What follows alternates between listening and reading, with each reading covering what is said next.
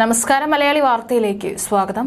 അയോധ്യയിലെ രാമക്ഷേത്രം പ്രാണപ്രതിഷ്ഠയ്ക്ക് മുൻപേ ജനങ്ങളുടെ മനസ്സിൽ ഇടം നേടിയിരിക്കുകയാണ്. രാമക്ഷേത്രത്തിന്റെ വിവിധ തരത്തിലുള്ള ചിത്രങ്ങൾ ഓരോ വീടുകളിലും ചേക്കേറിയിട്ടുണ്ട്. പരമ്പരാഗത നഗര ശൈലിയിൽ നിർമ്മിച്ച ക്ഷേത്ര സമുച്ചയത്തിന് 380 അടി നീളവും 250 അടി വീതിയും 161 അടി ഉയരവുമുള്ളതാണ്. ക്ഷേത്രത്തിന്റെ ഓരോ നിലയും 20 അടി ഉയരവും 392 തൂണുകളും 44 കവാടങ്ങളും ഉള്ളതായിരിക്കും. രാമക്ഷേത്ര സമുച്ചയത്തിന് ലിഫ്റ്റ് സൗകര്യവും പ്രവേശന കവാടത്തിൽ 2 റാമ്പുകളും ഉണ്ടായിരിക്കും. അയോധ്യയിലെ കുബേർ തിലയിൽ ജഡായുവിന്റെ പ്രതിമയും സ്ഥാപിച്ചിട്ടുണ്ട്.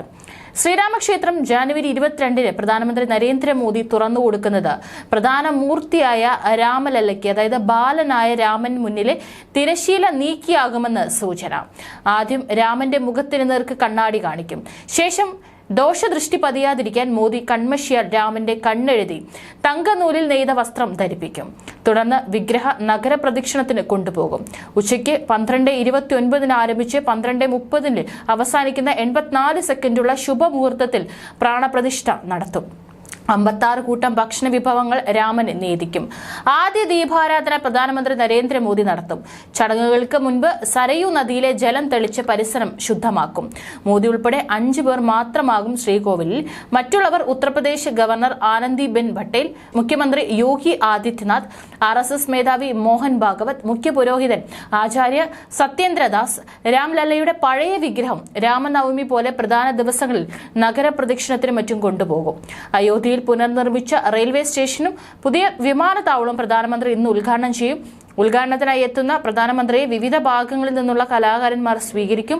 വിമാനത്താവളത്തിൽ നിന്ന് റെയിൽവേ സ്റ്റേഷനായ രാംപഥിലേക്കുള്ള വഴികളിൽ സജ്ജീകരിച്ച 40 സ്റ്റേജുകളായി 1400-ലധികം കലാകാരന്മാർ നാടൻ കലാ സാംസ്കാരിക പരിപാടികൾ അവതരിപ്പിക്കുമെന്നും മുഖ്യമന്ത്രി യോഗി ആദിത്യനാഥിന്റെ ഓഫീസ് പ്രസ്താവനയിൽ അറിയിച്ചു. 15,700 കോടിയിലധികം രൂപയുടെ നിരവധി വികസന പദ്ധതികൾ ഉദ്ഘാടനം ചെയ്യുന്ന പ്രധാനമന്ത്രി പിന്നീട് ഒരു പൊതുപരിപാടിയിലും പങ്കെടുക്കും. വിമാനത്താവളത്തിന് സമീപമുള്ള പൊതു റാലിയെയും മോദി അഭിസംബോധന ചെയ്യും. ജനുവരി 22-നാണ് അയോധ്യയിലെ രാമക്ഷേത്രത്തിന്റെ ഉദ്ഘാടനം. പ്രധാനമന്ത്രി രാവിലെ 10:45-ഓടെയാണ് അയോധ്യ വിമാനത്താവളത്തിൽ എത്തുമെന്നാണ് റിപ്പോർട്ട്. വിമാനത്താവളത്തിൽ ഇറങ്ങിയ ശേഷം അദ്ദേഹം നേരെ അയോധ്യ റെയിൽവേ സ്റ്റേഷനിലേക്ക് പോകും.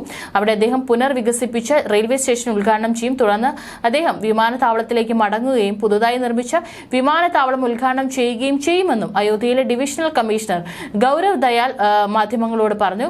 1 മണിക്കൂർ നീണ്ടു നിൽക്കുന്ന റാലിയിൽ 1.5 ലക്ഷത്തോളം പേർ പങ്കെടുക്കുമെന്നും പ്രതീക്ഷിക്കുന്നതായി അധികൃതർ പറഞ്ഞു. ക്ഷേത്ര നഗരത്തിൽ കനത്ത സുരക്ഷാ വിന്യാസമാണ് ഒരുക്കിയിരിക്കുന്നത്. നഗരം പൂക്കളും ചുവർ ചിത്രങ്ങളും കൊണ്ട് അലങ്കരിച്ചിരിക്കുന്നു.